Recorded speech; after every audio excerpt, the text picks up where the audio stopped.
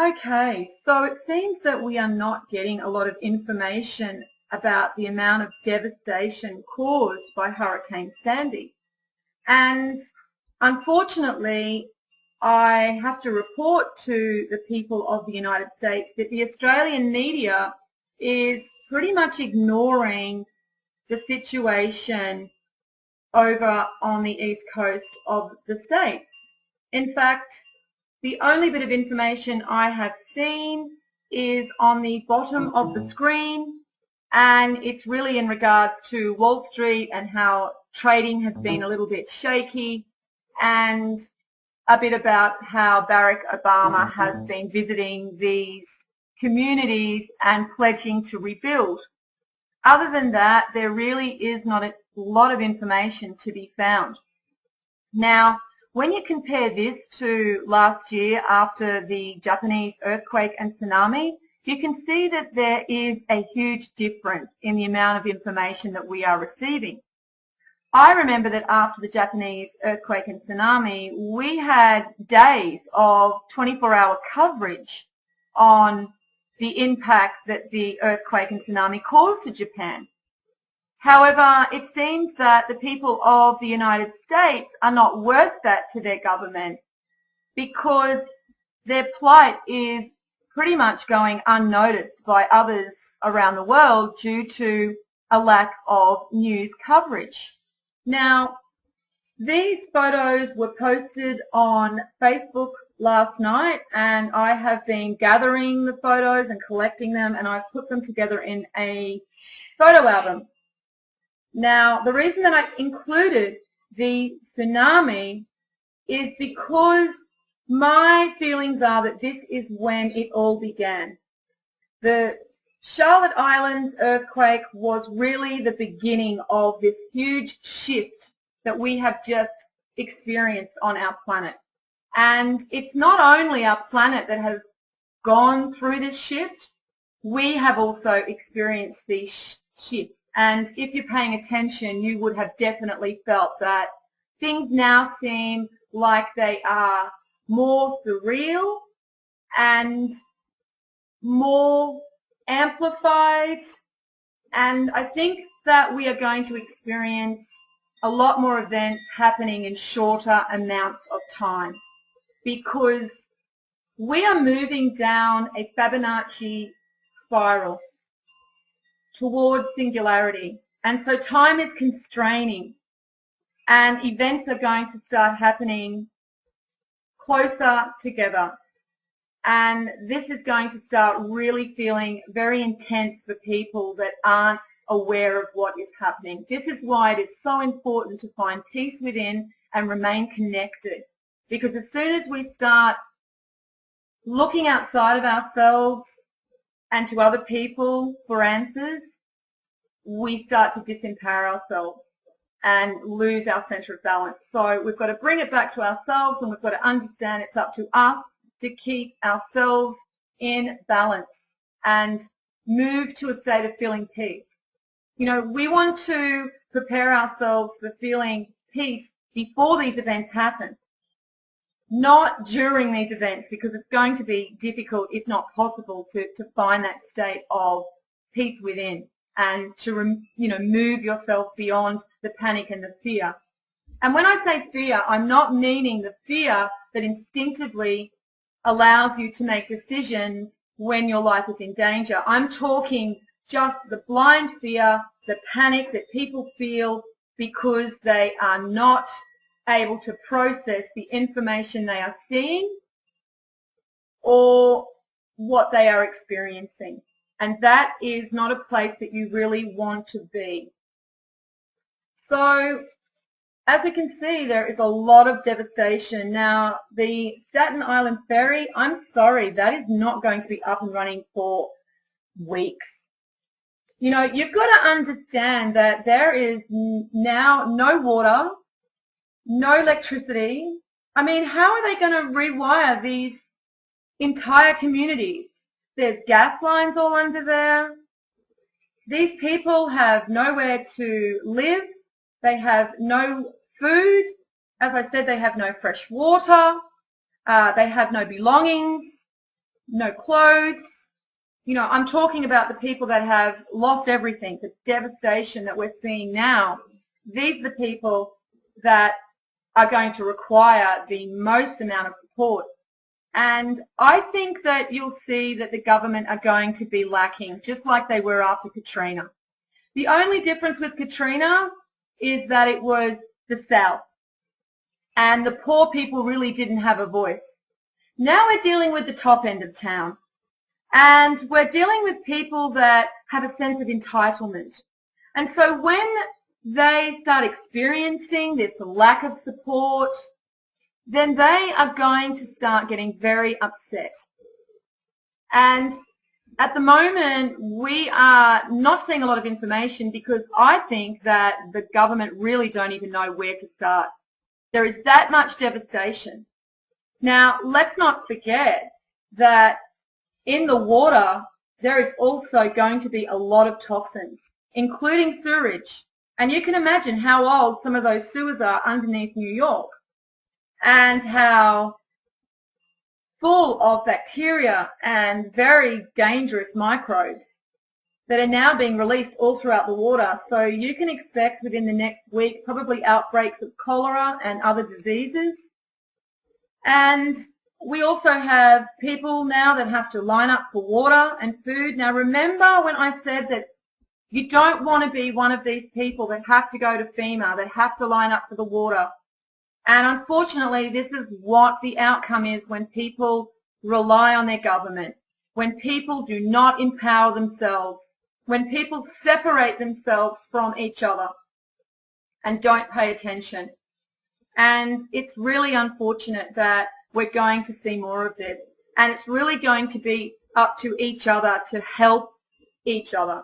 Just like this shelter that is helping people with food, that's what this picture was actually about. But when I saw it, I just straight away realized this is exactly what I've been speaking about when I've been telling people that when the shit hits the fan, you do not want to be down in the cities fighting amongst everyone else for your piece of bread and your, bottle of water. And this is exactly what we're going to be seeing. Because as I said, there's no running water in a lot of these communities. There's no electricity.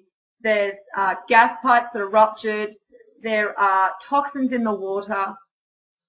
There's no shops trading at all. And, these people are going to start realizing just how difficult and challenging this situation is going to be within the next months. I cannot see these places being rebuilt for a very, very long time. And, I saw this other article, and it was in regards to these homeowners here do not have insurance because the insurance, well, if they have insurance, the insurance doesn't cover flood. It may cover theft, it may cover fire, but it doesn't cover flood. So therefore, all these people that have lost their homes have no way of replacing their homes. Now, in this article, it actually stated that Fannie Mae and Freddie Mac have said that they will help homeowners with new loans. That's the best these people can do. The U.S. citizen has bailed out these banks, and now that the U.S. citizen needs help and support, the banks are going to profit from that as well. And these people that have to take new loans will also be paying off their last mortgage. That doesn't just magically disappear. So I can tell you now that a lot of these people are going to be destitute. They have lost everything.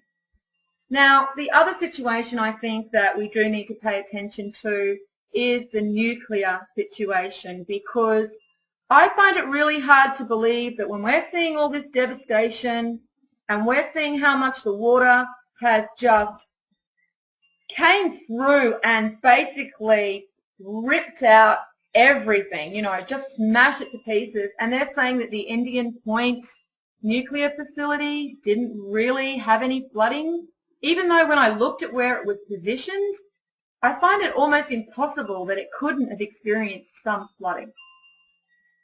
Now, I'm not going to say that there will be nuclear events, but I am going to tell you that one of the issues with nuclear power is that even if they can keep the backup generators going and they can cool the rods, the nuclear power plants continue to make electricity. And that electricity needs to go somewhere. And with no grids in place anymore because all of the power lines have been totally devastated, then that's going to start causing problems for these plants. Now, I don't know enough about, the nuclear industry to really make any determination, but I do know that I think when we're looking at this amount of devastation, that it has to be factored in. Now, I mean, when you look at this carnage, you can understand that this is all sand, guys. The sand has basically just washed up and into and embedded these buildings. There is so much devastation here. I am really finding it hard to fathom that nobody is really reporting on this 24 hours a day and what is going on. And I think you are going to continue to see this type of coverage basically very limited. And when there is coverage, it's always focusing on Obama and how great he is doing and how he's surveying the New Jersey area and he's, hugging people and telling them that we'll rebuild. Really, Obama? What are you going to rebuild with?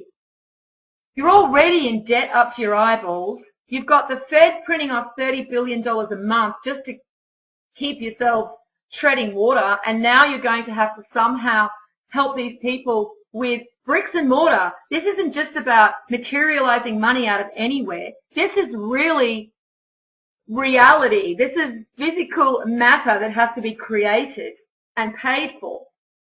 And that's not going to be so easy as just manipulating stock markets and making money appear from nowhere. We have people's lives that have been really affected. So let's remember that these people are all going to experience a lot of psychological issues. At the moment, they're in a stage of numbness and disbelief. It hasn't really set in. Within the next couple of weeks, they're going to move into anger and depression. And we're going to see a lot of issues. I believe that this storm has the potential to change everything on our planet. It also has the potential to create a massive amount of people waking up to the real reality of the situation and how the government has let them down and how the government really don't care for the people. They only care about staying in power and money. And we can see that by these banks coming out and saying that they're going to help these homeowners with new loans. Where's the compassion? Where is the compassion? So I find it interesting. We are now seeing this amount of devastation in polarity. We've had it happen to the poor people down in New Orleans, and we saw the outcome of that. And now we've seen the polarity of that being that the rich side of town has now been impacted by the fury of Mother Earth. Now, lastly, I'm going to address the issue of this storm being man-made, and I'm not going to get into any discussions regarding that because, quite frankly, I don't see how it's relevant. Even if this storm was man-made, how is that relevant now? Think about it, guys. Before you start sharing information and basically focusing on situations that you have no control about, ask yourself how that's benefiting you in this time when you really need to be going within, as I said, finding that peace and understanding that it's time to prepare. Everything's about to change, guys. The gears have just shifted up a notch, and we are going to start feeling this on every level. So, as I said, stay centered and stay at peace. And look out for each other, guys. Really, this is all we have is each other. Okay, well, I'll leave it there. And as always, peace out.